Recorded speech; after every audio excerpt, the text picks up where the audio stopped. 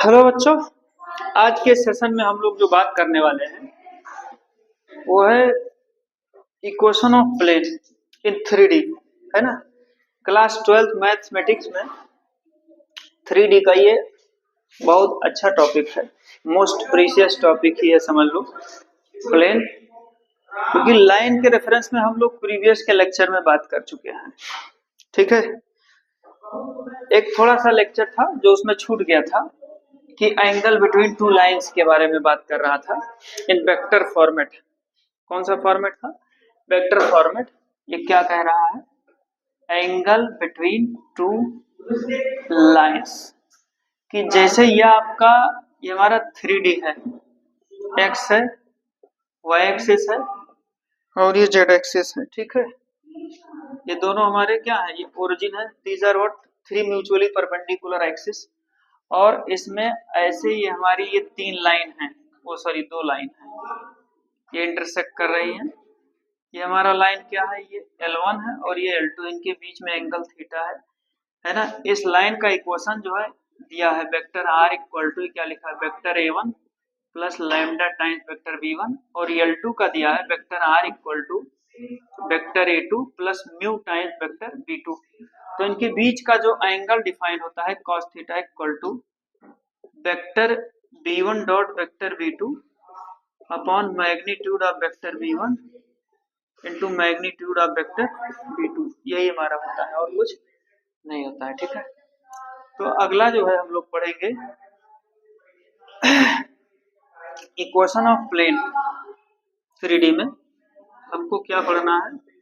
Equation of plane in normal form. पहला यही है, नॉर्मल फॉर्म में। और जो नॉर्मल ड्रा किया गया है उस प्लेन पर फ्रॉम ओरिजिन है, ये जैसे देखिए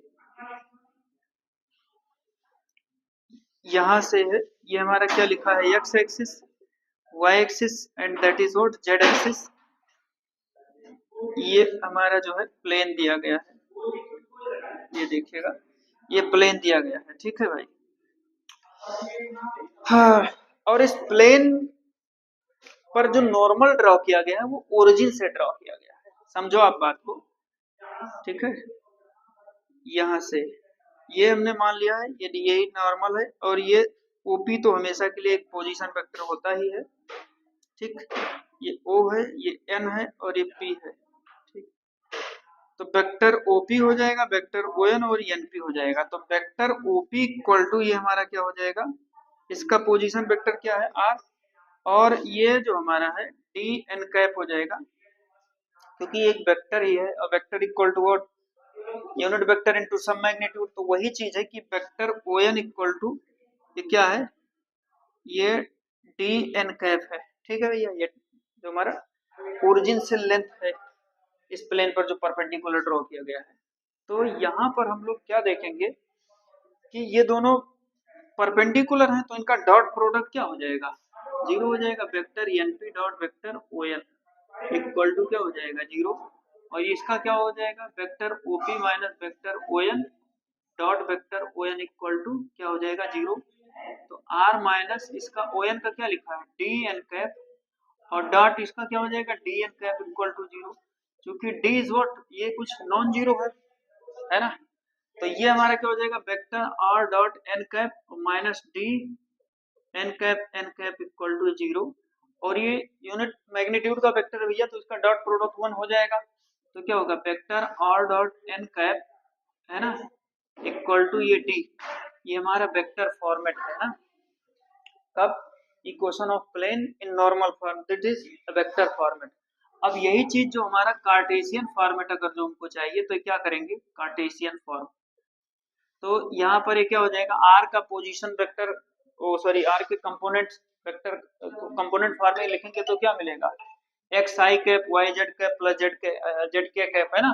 तो इसका, और ये तो यूनिट मैग्नीट्यूड का वेक्टर है, तो इसके तो डायरेक्शन कोसाइन होंगे कंपोनेंट में, l i cap plus m j cap और प्लस ये हमारा क्या हो जाएगा? एन के कैप। तो इसमें जरा लिखिए तो क्या हो जाएगा? L x plus m y और plus n z equal to ये डी। ये हमारा हो गया।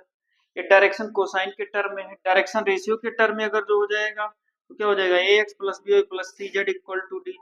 ये भी हमारा प्लेन का ही क्वेश्चन है, बस नॉर्मल फॉर्म में क्या है, ये डायरेक्शन कोसाइन के टर्म में, ये भाई डायरेक्शन रेशियो के टर्म में है। ठीक, दूसरा हमारा एक फॉर्मेट में भी प्लेन होता है R a i cap b j cap plus c k cap equal to d, ये भी आपका हो जाएगा। एक हमारा प्लेन ऐसा भी है वेक्टर आर डॉट, यहाँ नॉर्मल वेक्टर है, यूनिट मैग्नीट्यूड का नहीं है, इक्वल टू ये डी है। तो यहाँ पर ये क्या हो जाएगा, capital A x plus capital B y plus capital C z equal to d. तो बच्चों ये कुल मिलाकर के हमारे क्या है, these are statement of a plane.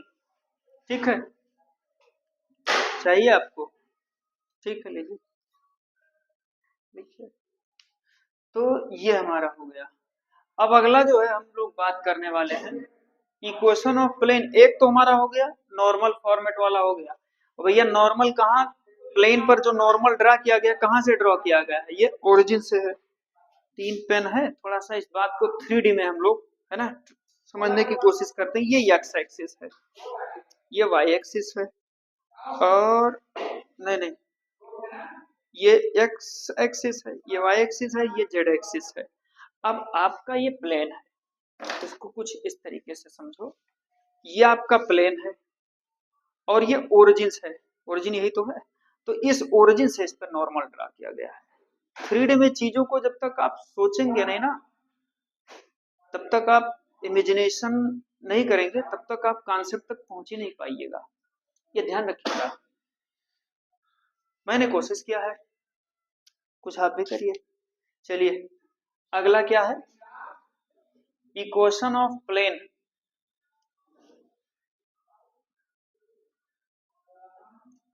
इसमें तो भाई था नॉर्मल फॉर्म और नॉर्मल ड्रॉ फ्रॉम ओरिजिन, यहां पर है इक्वेशन ऑफ प्लेन दूसरा वाला है, क्या लिखा हुआ है, इक्वेशन ऑफ प्लेन है ना, passes through a given point, passes through a given point and perpendicular to a what given vector। अरे बाप, क्या कहा भाई, इसमें क्या कहा, एक कंडीशन है कि ये कोई प्लेन है। यहां से 3D में इस बात को हम लोग जो है एज्यूम कर रहे हैं, ठीक है। 3D में ये क्या लिखा है, एक्स वाई और ये जेड एक्सिस।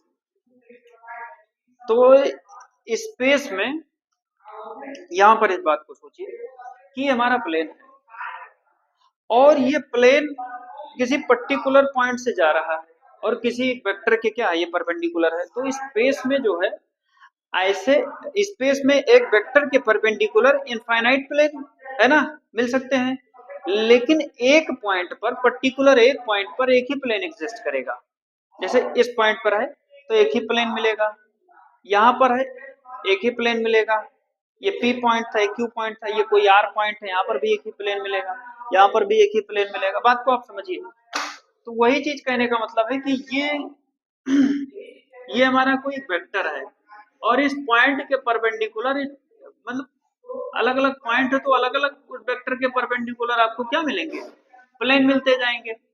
लेकिन वो भी स्पेस का मामला है भाई, 3D स्पेस है, लेकिन किसी एक पर्टिकुलर पॉइंट पर एक वेक्टर के perpendicular only one plane must will exist, है ना, रिमाइंड इट केयरफुली। तो यही कहने का मतलब है कि आप क्या करेंगे इसमें, बहुत ज्यादा लैंग्वेज में लिखना नहीं चाहता हूँ, और जो मैं लिखना चाहता हूँ वो मैंने बोल दिया, ठीक है। तो इसका जब आप बनाएंगे,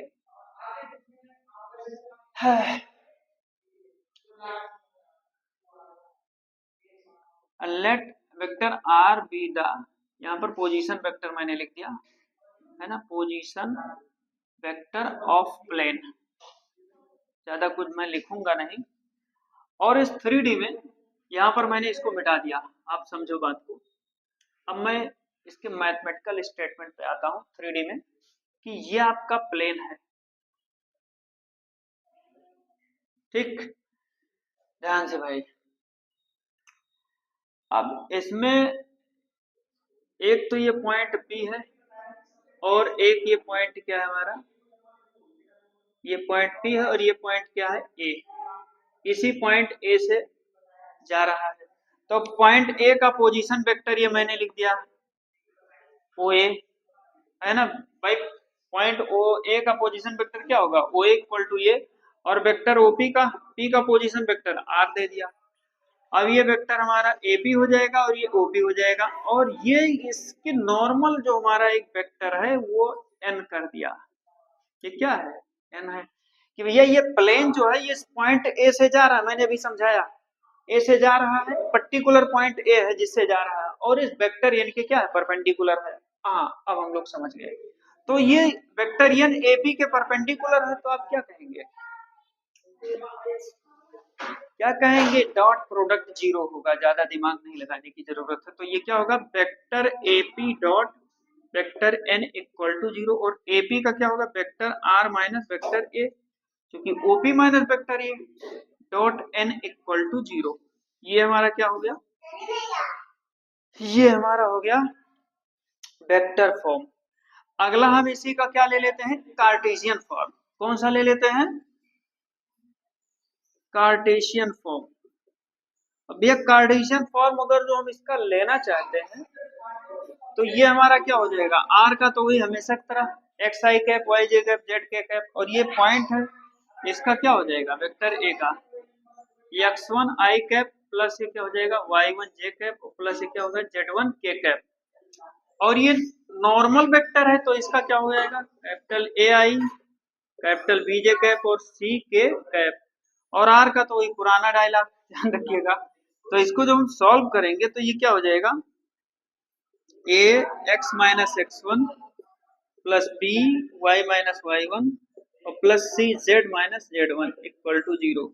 ये आपका है absolute equation of plane in Cartesian form which is passes throughout a particular point and perpendicular to a given vector। ध्यान रखिएगा।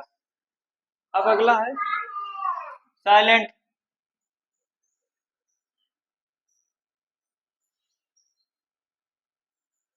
चलिए भाई अगला है equation of plane passes through three non collinear points. ये भी हमारा हो गया है ना। तीसरा केस है हमारा भाई, क्या कहा है, equation of plane passes throughout three non collinear points. चलिए जो प्लेन है हमारा वो तीन नॉन कोलिनियर पॉइंट से पास आउट हो रहा है। थोड़ा सा फिगर बड़ा बनाना पड़ेगा है ना, ताकि सबके लिए विजिबल हो अच्छे तरीके से। क्या लिखा है, x axis Y axis z axis, भैया बार बार बोल चुका हूँ, these are what, three mutually perpendicular axis. ये ओ है, यहां पर यह आपका प्लेन दिया गया है, ये हमारा प्लेन है, ठीक, ये आपका प्लेन दिया गया है। और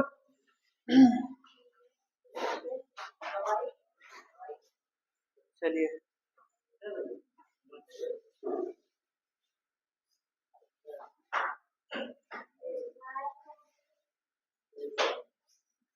यहाँ पर एक हमारा ये पॉइंट तो P है, ठीक,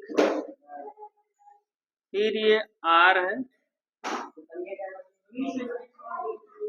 ये S है, और दूसरा वाला क्या है हमारा, ये T है। ये पॉइंट S है, यहाँ से समझो तीन पॉइंट हैं, R S और T, और P तो जनरली हम कंसीडर करते हैं है ना, उसका पोजीशन वेक्टर हमेशा की तरह क्या होता है, R होता है।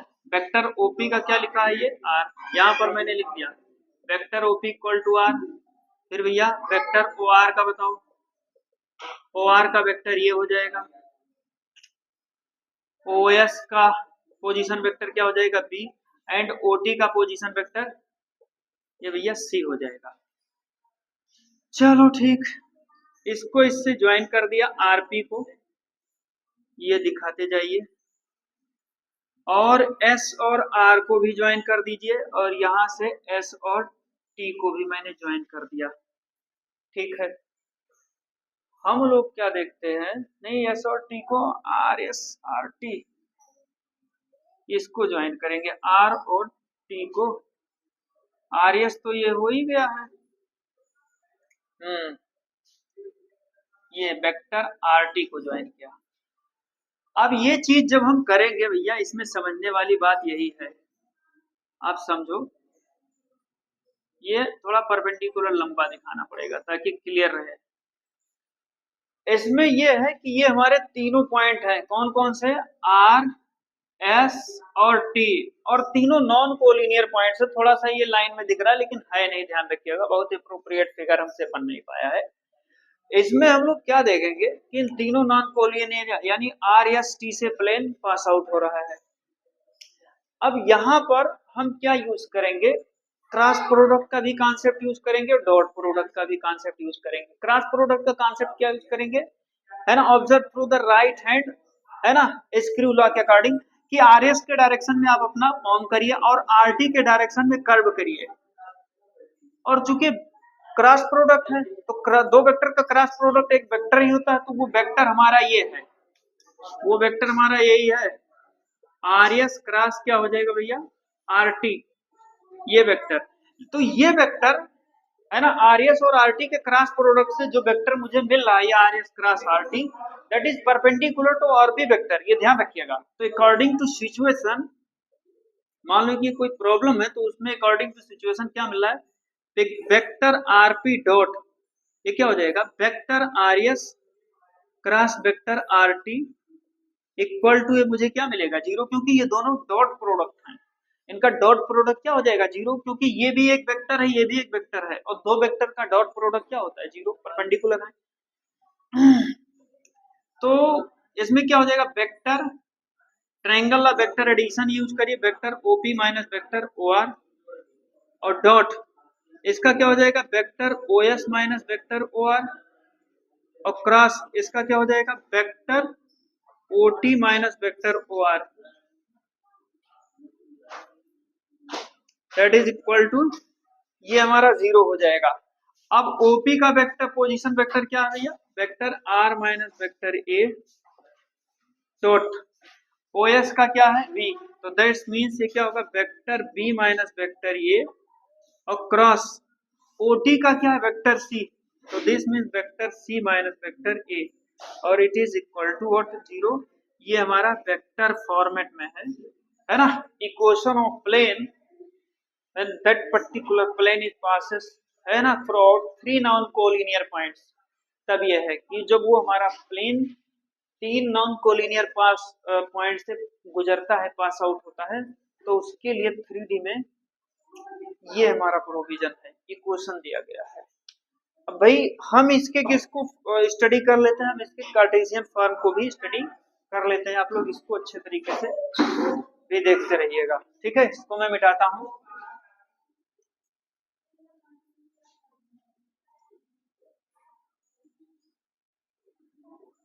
चलिए,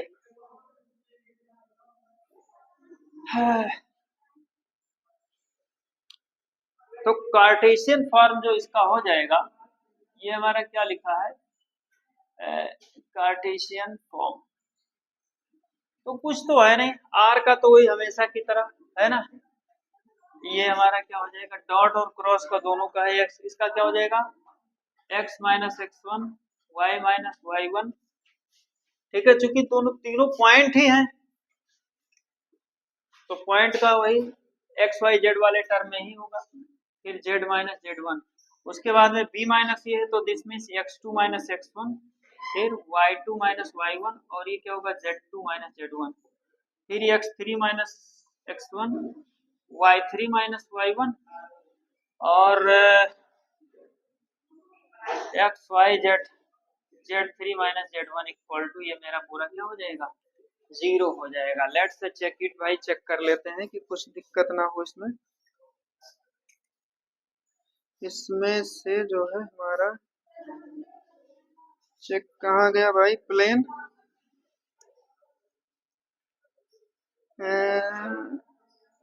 ठीक है, आ गया है, उसमें कोई दिक्कत नहीं है, ये हमारा हो गया। अब प्लेन का इंटरसेप्ट फॉर्म में है, प्लेन का इंटरसेप्ट फॉर्म में क्या है कि एक्स वाई जेड एक्सिस से प्लेन जा ही रहा है। इसको भी मैं लिख देता हूँ, इक्वेशन ऑफ प्लेन इन किस format, intercept form. Intercept form मतलब कि ऐसे भैया कि वो एक्स वाई और जेड तीनों एक्सिस से पास आउट हो रही, तो ऐसे केस में प्लेन का इक्वेशन क्या होता है, x upon a plus y upon b और प्लस क्या हो जाएगा z upon c equal to ये हमारा क्या हो जाएगा, ये 1 हो जाएगा और कोई दिक्कत नहीं है। अगला जो हमारा है टॉपिक है ना, अच्छा खासा एक माइलस्टोन टॉपिक है कि दो प्लेन है और दो प्लेन के इंटरसेक्शन से एक तीसरा प्लेन पास आउट हो रहा है, तो उसका इक्वेशन पता करना है। अब आप ये समझो, जैसे दो लाइन है, दो लाइन का इंटरसेक्शन एक पॉइंट होता है, तो यहाँ पर प्लेन है, तो दो प्लेन का इंटरसेक्शन एक लाइन होता है और उस लाइन से तीसरा प्लेन जाता है, उस प्लेन का मुझे इक्वेशन फाइंड आउट करना है। तो प्लेन भी उन दोनों को सेटिस्फाई करेगा कि नहीं करेगा, क्योंकि दोनों प्लेन के इंटरसेक्शन से जाता है। लोग कर रहे हैं अभी, इसको मैं मिटा देता हूं।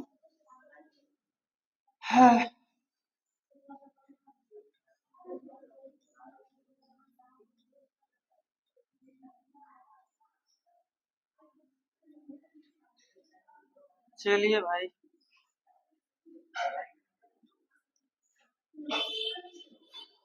यहां पर है क्या मैंने लिखा, equation of plane, equation of plane passing through, है ना, intersection of two plane, intersection of two planes. अब लेट हमारे पास यहाँ पर दो प्लेन है, एक तो ये पाई 1 है और दूसरा पाई 2 है, तो ये क्या है, वेक्टर r डॉट, है ना, n1 इक्वल टू ये d1 और दूसरा है vector r dot n2 vector equal to ये d2। ये दोनों प्लेन का इक्वेशन दिया गया है। यहाँ पर ये हमारे दोनों प्लेन कुछ इस तरीके से दिए गए हैं, ये ठीक, और इन दोनों प्लेन के इंटरसेक्शन से ये एक हमारा ये प्लेन जो है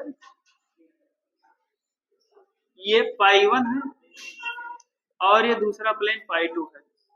ये 3D का मामला है, बहुत सोच समझ के बात को सोचिएगा। दो प्लेन का इंटरसेक्शन एक लाइन होता है और वो लाइन यही है, तो इस लाइन से तीसरा प्लेन हमारा पास आउट हो रहा है, ये इस तरीके से, ये ठीक, ये प्लेन हमारा, इसका नाम है पाई 3। तो मुझे पाई 3 का इक्वेशन फाइंड आउट करना है, ठीक है, because pi 3 is pass out the intersection of, है ना, बोथ प्लेन। यहाँ पर अब क्या लिखेंगे, पाई 3, है ना, पास आउट या passes through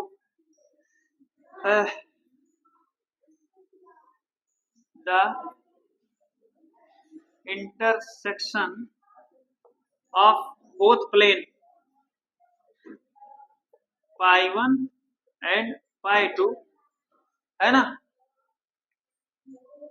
through the line of intersection. अब दो, यहाँ पर मैंने लिख दिया, अब दो प्लेन का इंटरसेक्शन भैया लाइन होता है, ठीक है, तो ये पाई 3 इन दोनों को सेटिस्फाई करेगा कि नहीं करेगा, वही बात है ना।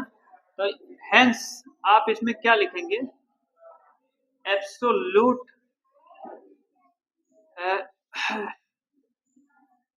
इक्वेशन ऑफ पाई 3, ये क्या हो जाएगा, vector r dot vector n1 plus lambda time से vector n2 equal to d1 plus lambda time ये d2। ये मुझे इस पाई 3 का इक्वेशन मिल गया,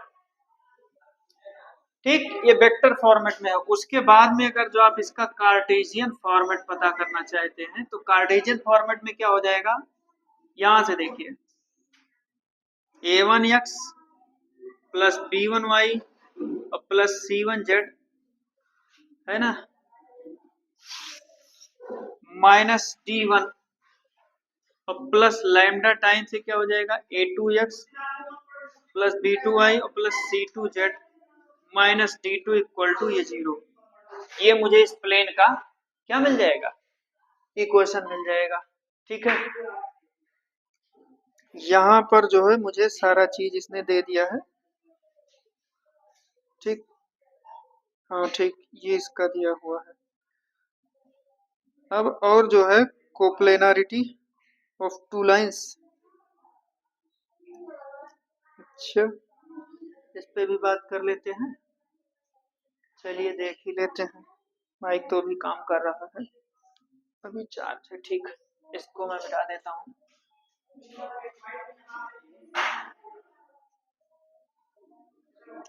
यहाँ पर जो इसने दिया है कोप्लेनारिटी ऑफ टू लाइंस 3D में,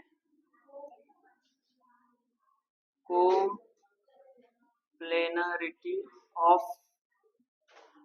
क्या है टू लाइंस, है ना 3D में। अब यहाँ पर ये हमारे पास ये दो लाइन दी गई है, ये क्या है एक्स एक्सिस, वाई एक्सिस और ये क्या लिखा है ये जेड एक्सिस।